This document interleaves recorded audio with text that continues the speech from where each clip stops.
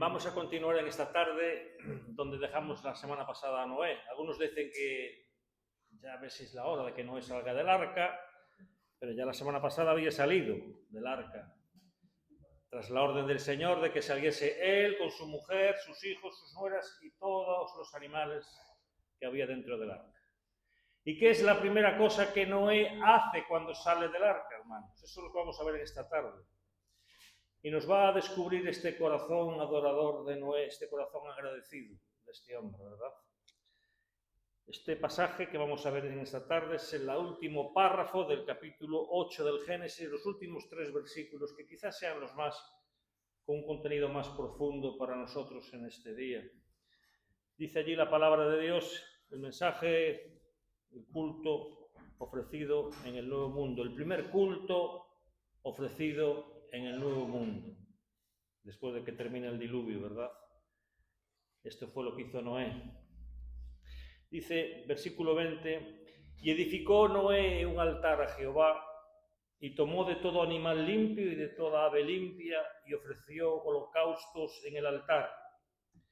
Y percibió Jehová olor grato, y dijo Jehová en su corazón, no volveré más a maldecir la tierra por causa del hombre, porque el intento del corazón del hombre es malo desde su juventud, ni volveré más a destruir todo ser viviente como he hecho. Mientras la tierra permanezca, no cesarán la sementera y la siega, el frío y el calor, el verano y el invierno, el día y la noche. Que Dios bendiga su palabra y que nos dé neuronas, entendimiento y un corazón dispuesto a recibir la palabra y la enseñanza que ésta trae. Aquí nos dice en el verso 20 que cuando Noé sale del arca, lo primero que hace es construir un altar dedicado al Señor. Probablemente en la base de la montaña, hecho de piedras o barro. Y él dedica aquel altar a Dios como señal de su gratitud y de su devoción al Señor. Y es interesante observar, hermanos, que él hace eso antes de construir su propia casa, antes de plantar una viña y antes de salir por ahí preparando su subsistencia. Y eso nos muestra, hermanos, de hecho, cómo Noé era un hombre de fe y temeroso de Dios, y nos muestra cuánto amaba él al Señor. El primer pensamiento de Noé, hermanos, cuando salió del arca fue juntar a su familia, venir para acá todos, mujer, hijos, nueras, vamos a hacer un altar y vamos a ofrecer un culto a Dios. Un culto de acción de gracias. La religión ocupaba el primer lugar en la vida de Noé. Y cuando hablo de religión aquí no lo digo en el sentido despectivo, sino en su verdadero sentido, en un sentido auténtico, ¿verdad? La religión verdadera. Esto ocupaba el primer lugar en la vida de Noé, hermanos. No como muchos de nosotros, en verdad, que dejamos las cosas de Dios, dejamos el culto a Dios, las cosas que pertenecen a Dios, las dejamos para luego, si tenemos tiempo, si tenemos recursos, si tenemos oportunidades, si tenemos ganas. Pero este hombre aquí saliendo del arca después de un año de confinamiento, recuerden la gran pandemia, la última pandemia que tuvimos, 3 meses encerrados. ¿Cuántos teníamos deseo de congregarnos para darle culto al Señor? Bueno, pues este hombre se tiró un año recluido en el arca con su familia y ahora experimenta una nueva libertad gracias al Señor, en un mundo nuevo. Y la primera disposición de su corazón fue dar gracias a Dios por esa liberación, por esa salvación. Y ahí levanta un altar y ahí ofrece sacrificios a Dios. Dice en el verso 20 que edificó Noé un altar a Jehová y tomó de todo animal limpio y de toda ave limpia y ofreció holocaustos en el altar. Esta es la primera vez que aparece en la Escritura la palabra holocausto. Esta palabra será muy usada en la ley de Moisés para significar no solamente que un animal es muerto y su sangre derramada, sino que después debe de ser quemado completamente y consumido por el fuego. En Israel había 2 tipos de sacrificios de animales con los cuales se adoraba a Dios. Estaba el sacrificio y estaba el holocausto. En el sacrificio el animal era muerto, por supuesto, su sangre era derramada y se repartía en partes, una parte para el adorador, otra parte para los sacerdotes, y las partes más nobles del animal eran consumidas por el fuego, la grosura, que tantas veces habla la Escritura. Eso era quemado, consumido, hasta que no quedaba absolutamente nada. Pero aquí lo que está hablando es de un holocausto. Y en el holocausto el animal era quemado por completo en el altar del sacrificio. No sobraba nada. Y esta es la palabra que encontramos aquí. Que Noé ofreció holocaustos al Señor. O sea, él tomó animales puros, él tomó de las aves limpias, probablemente palomas, tomó del ganado limpio, fuera un cordero o fuera un ternero, y derramó su sangre y quemó completamente allí en el altar el animal hasta que fue totalmente consumido por el fuego. Dice el texto ahí en el versículo 21 que Dios se agradó de eso. Dios se agradó, hermanos. Una vez más nos encontramos aquí con una expresión antropomórfica para que podamos entender nosotros el ser de Dios. Dice que percibió Jehová olor grato. A nosotros nos gusta mucho, hermanos, el olor del churrasco cuando se está haciendo. Aquí no le... ¿Verdad? Estás en el campo, estás ahí en una churrasquería, como ayer o antes de ayer en casa de verano, asando la carne y eso te levanta entre una cosita por aquí, ¿verdad? Qué cosa más rica, ¿no? Pues esto es lo mismo que quiere decir el texto. Esto es lo que quiere decir, ese olor le agradó. Sabemos que Dios no tiene nariz como nosotros, pero esta es una vez más la manera que tiene la Biblia, hermanos, de referirse a Dios como alguien que está delante de la carne, que está siendo asada y surge ese aroma irresistible, ¿verdad? Y agradable, porque es muy agradable. Te trae buenas sensaciones. Es como si fuera eso, ¿verdad? Para que lo entendamos. Dios aspira a aquel aroma agradable, mostrando de esa manera que ese acto de Noé, por parte de Noé, le agradaba.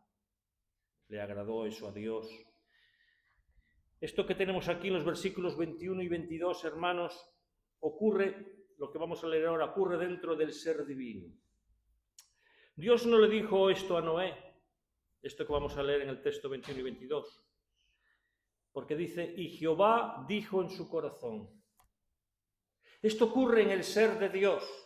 ¿Cómo es que Dios puede hablar consigo mismo? Bueno, sabemos ya a estas alturas, Dios Padre, Dios Hijo y Dios Espíritu Santo. La Trinidad se va revelando y se va mostrando poco a poco en forma progresiva hasta llegar a los parámetros del Nuevo Testamento, donde ya tenemos una concepción de la Trinidad más clara. La Biblia está comenzando, Dios se está revelando paso a paso. Y Dios habló consigo mismo. Y él dice lo siguiente, él tomó una decisión. Dios, a raíz de percibir este aroma grato, él toma una decisión. Y que Moisés solo podría conocer o saber a través de una revelación divina. No había otro modo, otro medio. Esto estaba en el ser de Dios. Porque esto es algo que ocurrió dentro del ser de Dios. Dios tomó una decisión cuando aspiró el olor de aquel sacrificio. Los animales que habían sido sacrificados por Noé como expiación por el pecado, como señal de gratitud a Dios, y Dios aspira a aquel olor, aquel aroma, y toma la decisión. En líneas generales, lo que podemos decir, hermanos, la decisión que Dios tomó aquí, en resumen, es que Dios quiere decir aquí es que Él no iba a destruir nunca más la tierra por medio de un diluvio. Esa fue la decisión que Dios tomó. Ahora, Dios, al percibir el grato aroma, Él decide. Ahora, para nosotros ya entendemos, nosotros sabemos que esa decisión de Dios ya había sido tomada antes, desde la eternidad. Dios ya había decretado todo esto antes. Pero el relato bíblico, hermanos, fue escrito para personas como nosotros. Nosotros no vivimos en la eternidad.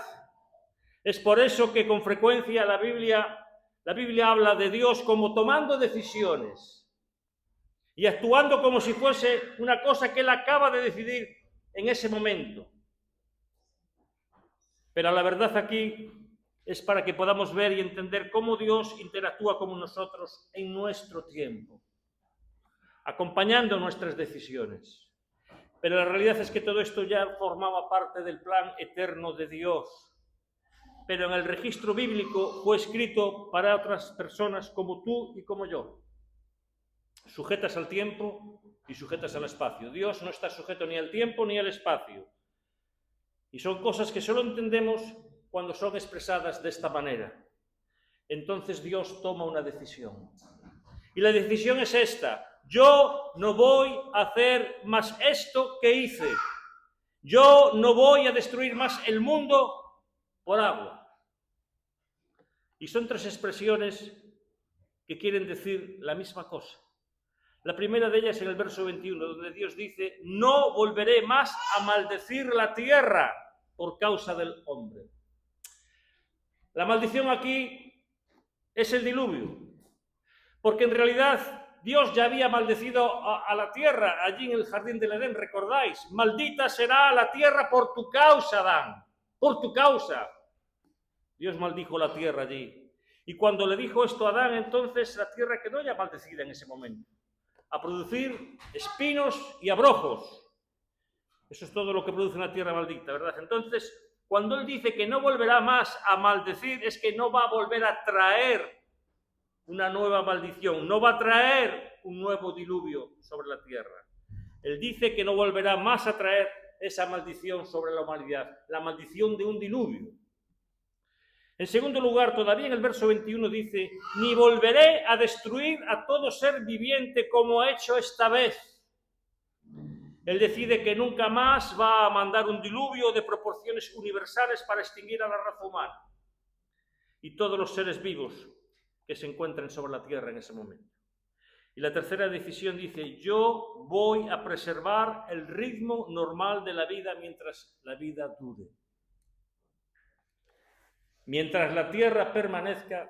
Esto es una promesa de Dios. Tú te puedes aferrar a esta promesa, hermano y hermana, para librarte de los temores que te pueden sobrevenir. Si el mundo se va a terminar mañana, si va a haber una guerra nuclear. Tú escucha esto.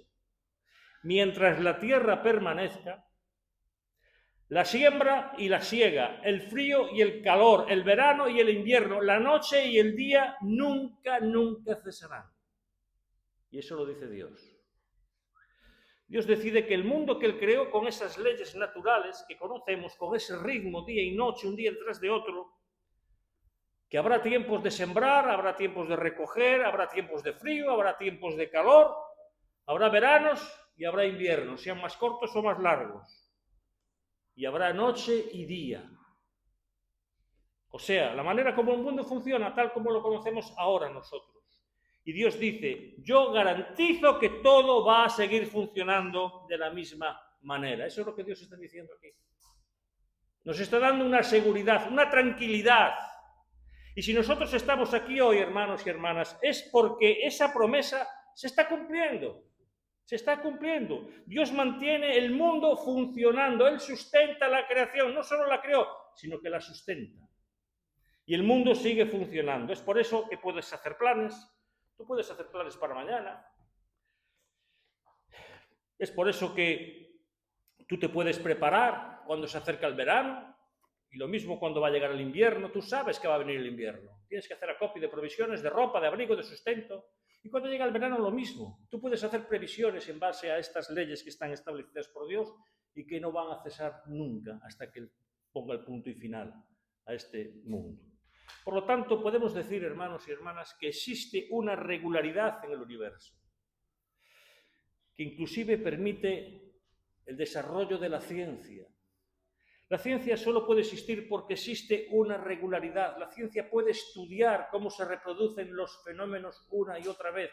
La ley de la gravedad es estable, siempre es la misma. Y eso la ciencia lo puede estudiar. Fenómenos que pueden ser previstos, que pueden ser anticipados, que pueden ser estudiados. Por lo tanto, nosotros podemos descubrir esas leyes que Dios puso por encima de todo esto, que es el estudio por medio de la tecnología, ¿verdad? Lo que nos puede ayudar al hombre a vivir mejor, a salvar vidas, prolongar la vida y hacer la vida mucho más fácil y cómoda para nosotros, para el hombre, etc. Por tanto, es por causa de esa promesa de la regularidad del universo que el mundo sigue funcionando tal como lo ves. después de aquella catástrofe que sacudió todos los cimientos de la tierra de una forma que no podemos ni imaginar, Dios prometió que eso ya no volvería a ocurrir nunca más. Dios dice, yo voy a continuar manteniendo el mundo como es. Y siglos más tarde, fijaros, siglos más tarde, el profeta Jeremías va a echar mano a esta promesa, como tú y yo podemos echar mano de ella y vivir confiadamente, sabiendo que Dios tiene cuidado de todas las cosas y que nada va a ocurrir que Dios ya no haya determinado o establecido. Jeremías echa mano a estas palabras del Señor para referirse y hablar respecto a la relación que Dios tiene con Israel. Y dice en Jeremías 32:20, así ha dicho Jehová, si pudierais invalidar mi pacto con el día y mi pacto con la noche, se está refiriendo a esto Jeremías, de tal manera que no haya ni día a su tiempo, ni noche a su tiempo. Y dice en el 25, y así ha dicho Jehová, si no permanece mi pacto con el día y la noche, si yo no he puesto las leyes del cielo y la tierra, también desecharé la descendencia de Jacob y de David mi siervo. ¿Qué quiere decir Dios con esto? Que es imposible que Dios deseche a su pueblo porque estas leyes de Dios van a permanecer. Van a permanecer. Y Jeremías se aferra a esa promesa y Dios habla por medio de esa promesa diciendo que Él no va a desechar a su siervo David. Jeremías se acordó, como tú y yo necesitamos hacer memoria de estas cosas y recordarnos de esta palabra, de esta alianza, porque es una alianza de Dios que ha hecho con el día y con la noche, de las leyes fijas que Él determinó y estableció para el buen funcionamiento de las cosas. Si esas leyes pudiesen cambiar, dice Dios, así también yo habría de abandonar a mi pueblo Israel. ¿Qué seguridad tiene que transmitir eso a los creyentes, verdad? Nosotros somos los descendientes espirituales de ese Israel. Y esto daría para traer otro sermón, ¿verdad? Pero no es el punto aquí hoy. El punto aquí es que esa fue la decisión que Dios tomó delante de ese holocausto. Esa es la decisión de Dios. Lo más interesante aquí es que Dios percibió el olor y dijo en su corazón, no voy a destruir más el mundo, voy a mantener el mundo funcionando. ¿Y cuál fue la causa, hermanos? ¿Cuál fue la causa para que Dios tomase esa decisión? Esto lo vemos en el versículo 21, que lo hemos dejado para el último, porque es el más difícil. Y también es el último. Dice ahí, no volveré más a maldecir la tierra por causa del hombre, porque, y esta es la razón que Él da, porque el intento del corazón del hombre es malo desde su juventud. Y ahora vamos a analizar este texto, que es el más difícil de toda esta sección, hermanos. Nunca más voy a maldecir la tierra por causa de los hombres, porque es malo el deseo íntimo de su corazón del ser humano desde su juventud. Esta es la razón por la cual Dios dice que nunca más va a destruir el mundo con agua y que Él va a mantener el mundo funcionando con normalidad. ¿Por qué? Porque es malo el deseo íntimo del corazón del ser humano desde su juventud.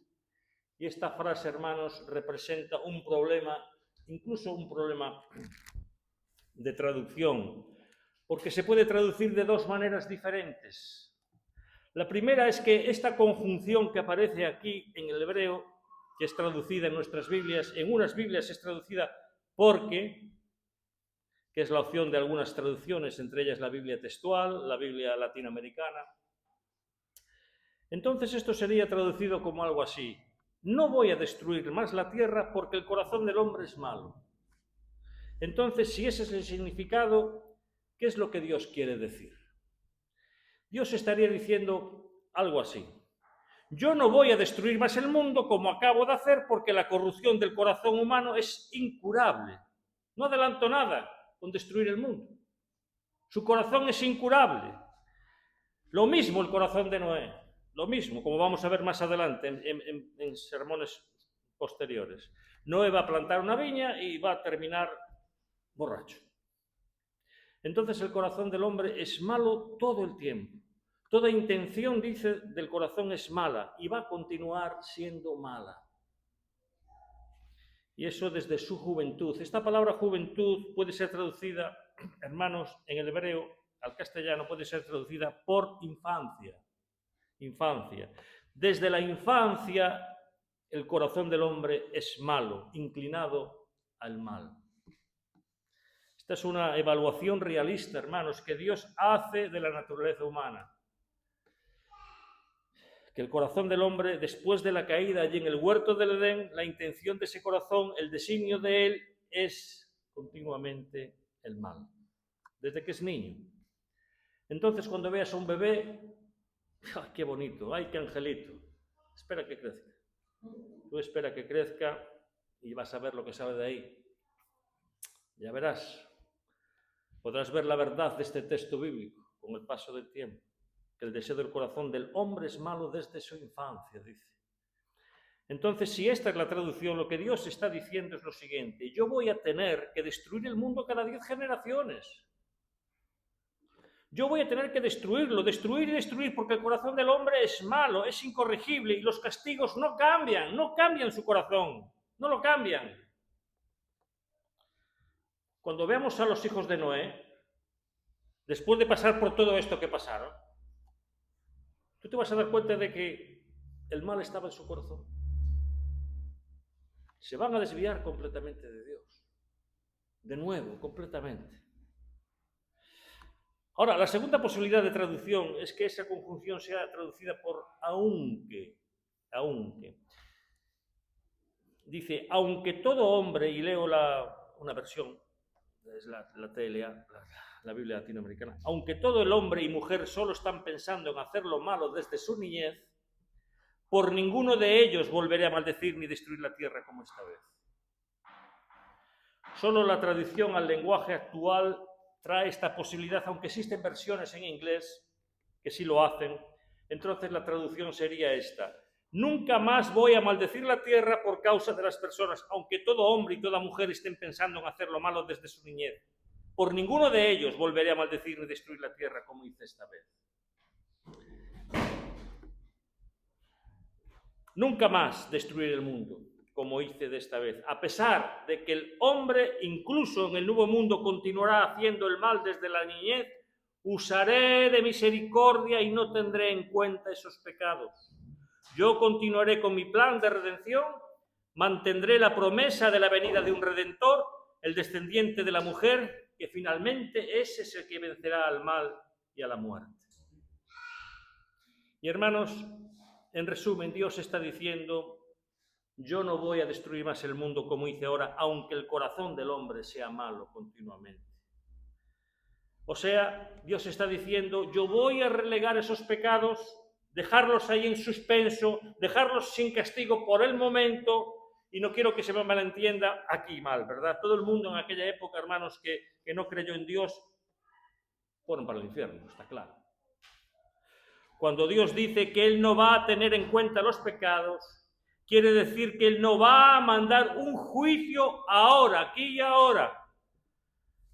Porque si no, tendría que mandar un juicio cada 10 generaciones. Él tendría que mandar un diluvio cada 10 generaciones, si tuviese en cuenta la condición del corazón humano, ¿verdad? Aunque el corazón del hombre sea malo continuamente, yo no lo voy a destruir. ¿Por qué? Porque Dios decidió mantener el plan establecido allí en el Edén, de que vendría un descendiente de la mujer que finalmente resolvería el problema, pero esta vez desde la raíz. Porque el diluvio, hermanos, el diluvio no resuelve el problema.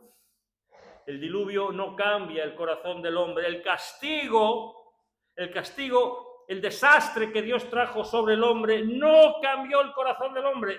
Mira, sino que hasta lo endureció más. ¿Tú recuerdas lo que hizo Dios con Faraón?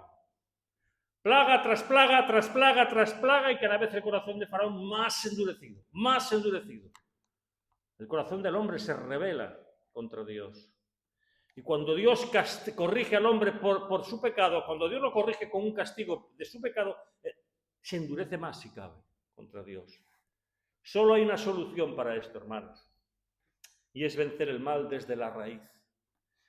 Y esa solución solo iría a ocurrir cuando viniese el hijo de Eva, el descendiente de la mujer, la simiente que aplastaría la cabeza de la serpiente, que nos traería la redención final y completa, el perdón de los pecados y la reconciliación con Dios. Y finalmente, un nuevo cielo, una nueva tierra donde mora la justicia, y ya donde no hay lugar, no habrá lugar ya para el pecado.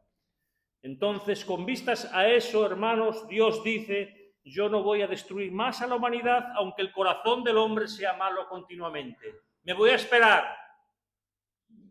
Y yo encuentro que esta es la mejor explicación, ¿verdad?, para este texto. Y coincide, hermanos, coincide con lo que el apóstol Pablo dice en Romanos capítulo 3, versículo 5, o 25, perdón. Dice allí que Él ofreció a Jesucristo como sacrificio para demostrar que Él siempre es justo en lo que hace. Lo demostró en el pasado cuando en su paciencia pasó por alto los pecados de muchos, y también ahora al aprobar a todo aquel que confía en Jesús. Dios en su paciencia pasó por alto los pecados. ¿Qué quiere decir eso? No los castigó en ese momento, sino que se reserva el juicio y el castigo para ese día final que está establecido por Dios. Esa es la paciencia de Dios. El mismo apóstol Pablo, quien dice aquí que Dios en su paciencia dejó impunes los pecados anteriormente cometidos a la venida de Cristo. ¿Y qué quiere decir impune? Bueno, no quiere decir que esas personas no fueran para el infierno, si cometieron hechos vergonzosos, fueron para el infierno, sino que Él no destruirá el mundo de nuevo, como hizo esta vez. Nos lo aseguró que no lo iba a hacer. Y esto no significa que la promesa de Dios invalide la gran y definitiva destrucción anunciada, que es el día del juicio final, porque habrá un día de juicio. Y la tierra será destruida, hermanos. Existe un juicio final, pero lo que Él quiere decir es que hasta ese día, hasta que llegue ese día, no volverá a hacer lo que hizo con el diluvio. Y el apóstol Pedro corrobora esto mismo también. Dice al apóstol Pedro en su segunda carta, capítulo 3, también versículo 5 en adelante, dice: pues cuando dicen esto, ¿no se dan cuenta de que los cielos existían desde hace mucho tiempo, y también la tierra, surgida del agua y establecida entre las aguas por la palabra de Dios? Por lo cual el mundo de entonces fue destruido, siendo inundado por el agua. Pero los cielos y la tierra actuales están reservados por su palabra, ¿para qué? Para el fuego, guardados para el día del juicio y de la destrucción de los impíos. Todo esto que tú ves está reservado para este día, el día del juicio y la destrucción de los impíos. A pesar de que Dios había prometido no mandar más una catástrofe mundial, pero hay personas, ¿verdad?, que en su corazón creen que si surge de repente, dada la situación en la que estamos viviendo actualmente, cada vez se ve más conflictos sobre la tierra y más peligrosos, con más potencial militar o bélico. Y la gente, podemos llegar a pensar que está en las manos del hombre poder destruir la tierra por medio de una guerra nuclear, ¿verdad? Ese temor está en muchos corazones. Pero te tengo que decir, en base a esta promesa de Dios, que la tercera guerra mundial no va a acabar con el mundo, ni la cuarta. El hombre no tiene condiciones, el hombre no va a poder hacer eso. No tiene condiciones para acabar con el mundo y la propia raza, no puede. Eso es potestad solo de Dios. Los hombres hacen muchas guerras, muchas muertes, hay mucha destrucción, la ha habido y la seguirá habiendo. Pero es Dios quien va a traer el juicio final, el punto y final de la historia lo pondrá Dios. Y el mundo está siendo preservado para ese gran día, hermano, para ese gran día. Será el día de la destrucción de los impíos y del juicio de Dios. Por lo tanto, hermanos, temamos a Dios, Él es a quien debemos de temer a Dios, y adorémosle por su gracia infinita, mostrada allí por medio de aquel sacrificio que representa a su Hijo Jesucristo. Amén. Ahora, para terminar, haciendo algunas aplicaciones de lo que vimos la semana pasada y lo que vimos hoy, de este capítulo 8 del Génesis. ¿Qué quería enseñarles Moisés a los israelitas? ¿Qué podemos aprender nosotros, hermanos? Recuerden que quienes están escuchando todo esto, todas estas historias, es aquella segunda generación del pueblo de Israel, porque la primera generación del pueblo judío que salieron de Egipto, todos murieron en el desierto. 40 años dando vueltas hasta que el último de ellos cayó. En la tierra prometida no entró ninguno mayor que saliera con 20 años de edad de Egipto. Solo Josué y Caleb. Los demás todos perecieron en el desierto. La primera generación fue exterminada en el desierto. Tú recuerda eso. ¿Qué quería enseñarles Moisés? Primero, que el Dios de Israel es el Señor de todo el mundo. Es el Señor de todo el mundo, que ordena las fuerzas de la naturaleza, que fue Dios quien mandó las aguas del diluvio, que fue Dios quien mandó el viento que secó la tierra, que fue Dios quien cerró las fuentes de las aguas. Y los israelitas sabían, hermanos, sabían que Dios había abierto a esa primera generación que salió de Egipto, les abrió el mar rojo para que pasaran y los librase del faraón. Lo sabían.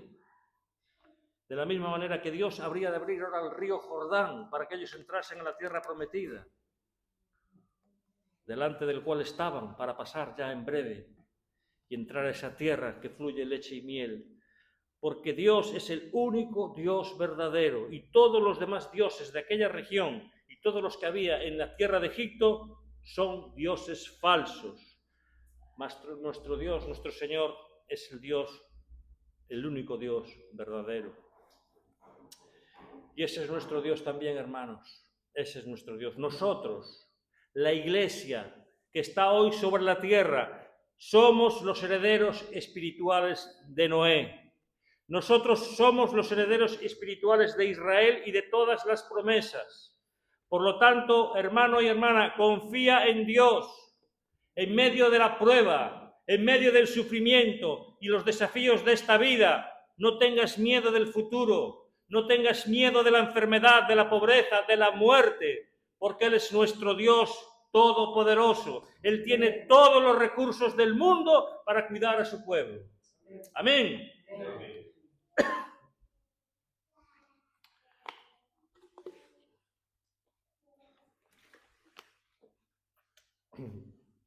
La segunda cosa que Moisés quería enseñarles al pueblo de Dios era respecto a la misericordia de Dios. Nuestro Dios es misericordioso, hermanos. Él se acordó de Noé. ¿Recuerdas esa expresión, verdad? Cuando finaliza con esa tarea de destruir a la humanidad, dice que Dios se acordó de Noé. Y Él hizo retirarse las aguas, preservó a Noé y a su familia, de la misma forma que había preservado a aquella nueva generación durante esos 40 años en el desierto. Ellos no fueron destruidos como sus padres, Dios los guardó. Ahora tenían un nuevo comienzo, ahora tenían una nueva tierra, una nueva oportunidad. Y ellos sabían que Dios no mandaría ya más un diluvio para destruir la tierra que ellos habrían de habitar por causa de sus pecados. Dios ya no los iba a destruir más. Así también nosotros, hermanos, acordémonos de la misericordia de Dios. Dios nos dio un nuevo comienzo. Dice la Escritura, si alguno está en Cristo, nueva criatura es. Pero realmente la Escritura dice nueva creación es. La palabra en griego es nueva creación. Y yo sé que nuestra versión Reina Valera dice nueva criatura, pero en griego es creación. Si alguno está en Cristo, forma parte de esa nueva creación que Dios ya comenzó a hacer. Formamos parte de una nueva realidad, de ese nuevo mundo que está siendo traído por Cristo Jesús. Por tanto, hermano y hermana, no despreciemos las promesas de Dios, el culto a Dios, la alianza de Dios para con nosotros, la vida con Él. No la despreciemos. En tercer lugar, Dios quería enseñar a los israelitas cómo Dios es fiel a sus promesas y a su alianza. Escucha, Dios no se olvidó de Noé.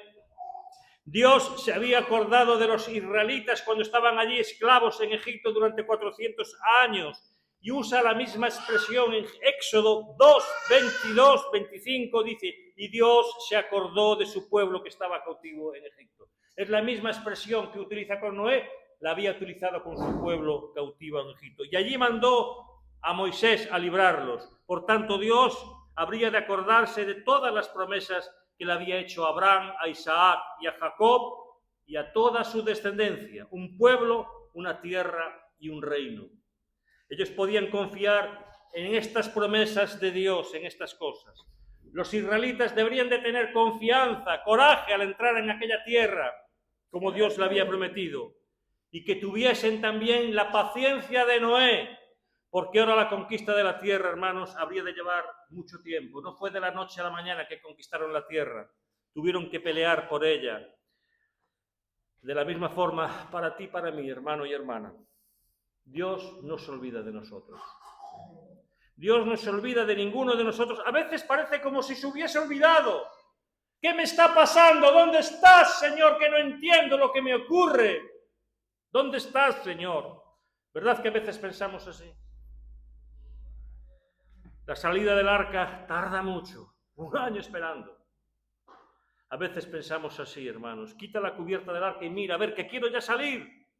Y a veces parece que Dios se está retrasando, Dios se demora mucho. Pero te digo una cosa, Dios no se olvida de ti. Tómate tu tiempo, persevera, sé paciente en Cristo, fortalécete en las promesas de Dios y espera que el sufrimiento pase, que la angustia pase, que los días difíciles pasen, porque habrán de pasar, habrán de pasar. Dios no se olvida de ninguno de su pueblo, de ninguno. Amén. Y por último, para terminar, Dios quería decirles al pueblo de Israel que el verdadero culto a Dios continuaría allí en ese nuevo Canaán. Iba a continuar. Y el culto a Dios, hermanos y hermanas, consistía en ofrecerle a Él animales y aves puros, sacrificados en el altar, dedicados a Dios, fíjate en esto, y allí sacrificados y quemados por entero, un holocausto, un sacrificio vivo. Y eso es lo que Dios habría de determinar para el pueblo de Israel en la ley de Moisés. Lo mismo que hizo Noé. Y de esa forma, el camino de la salvación, la verdadera religión fue preservada. Fue preservada. El cristianismo, hermanos, el cristianismo no es una novedad que fue inventada allá en el siglo I. No. El cristianismo es la continuación de esto que tú ves aquí. Hay toda una continuidad histórica. Nosotros somos el pueblo más antiguo de la tierra en este sentido. Hay una continuidad aquí. Nosotros somos aquellos que adoramos a Dios por medio de sacrificios inmolados y quemados por entero en el altar. Es nuestro Cordero de Dios, que en el altar del Calvario Él dio por entero su vida por nosotros. Y de esa forma podemos acercarnos a nuestro Dios perdonados. Dios de esa forma está satisfecho con nosotros. Dios que nos recibe y nos perdona. Y el camino fue enseñado así. Sin derramamiento de sangre no se puede llegar delante de Dios. Y Dios exige la muerte y la destrucción completa de los sacrificios. Todo eso estaba apuntando a ese sacrificio de Cristo en la cruz del Calvario. Mis hermanos, ese es el camino.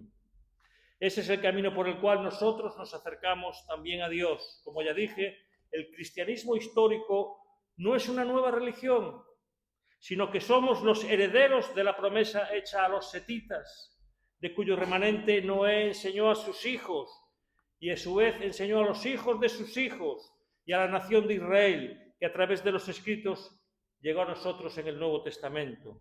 Llegaron hasta nuestros días y fueron completados en la persona de Cristo Jesús. Y por medio de la preservación de Dios llega hasta nosotros hoy. No desprecies esta herencia, hermano, hermana, no desprecies esta herencia. Agradece a Dios por este tremendo privilegio de conocer esta verdad de Dios y de formar parte de este pueblo. Dale gracias a Dios por eso. Este es el pueblo de Dios, el pueblo más antiguo de la tierra. Que Dios nos bendiga, que Dios os bendiga, que Dios nos fortalezca a todos y que nos llene de alegría. Amén. Gloria al Señor. Que Dios bendiga su palabra.